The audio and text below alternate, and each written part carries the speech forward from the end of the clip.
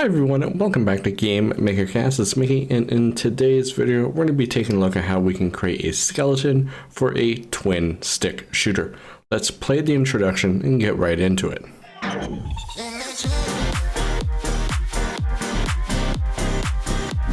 Now this is going to be pretty easy to do, and it's a very minimal setup. Let's go into the create event, we'll open up the step event, and then we have an alarm event for when we need to do some shooting. In the create event, let's set up our variables and our settings.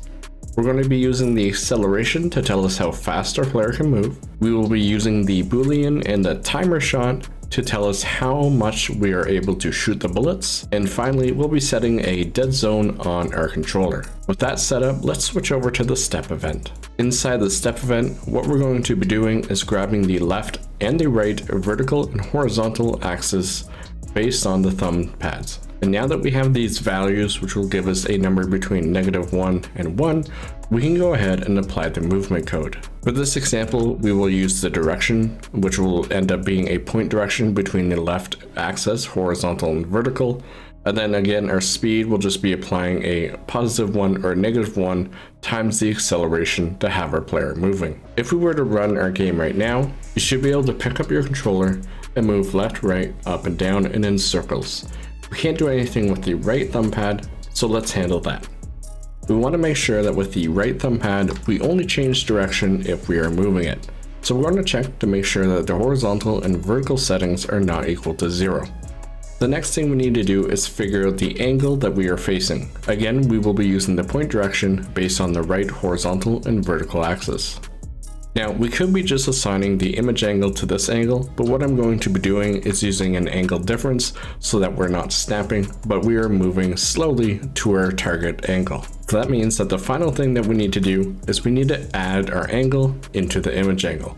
We'll close off this if statement and run our game. Now with our game running, I can use the left axis to move around and the right thumbstick to point my character in a certain direction. All that's left to do is add some shooting. Now we set this all up in the create event, so what I want to do is I want to check to make sure if I'm holding down the right shoulder button and my character is able to shoot, then we will tell this object that we can no longer shoot and set an alarm.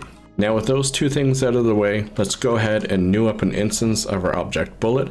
And if we take a look at the bullet, you can see it's just an empty shell. Inside, where it goes outside the room, we'll destroy it to save memory. Back into the player, we'll set this particular instance direction to our image angle, which is the way we are facing. And finally, we want to set the instance speed to something high, and I will choose 16. The only thing left to do is to check out alarm 0. So let's go ahead and copy our can shoot, go over to alarm 0 and reset that flag back to true. Now if I run my game one more time and pick up my controller, you can see I move left and right, up and down. I can change the direction I'm facing, and when I hold down the shoulder button, I am firing my bullets depending on how I'm facing on my character. So as you can see, that is a simple skeleton of the twin stick shooter. I hope you've learned a few things, and I'll see you in the next video. If you made it this far, thank you so much for watching. Please check out my Patreon page if you're looking for more goodies.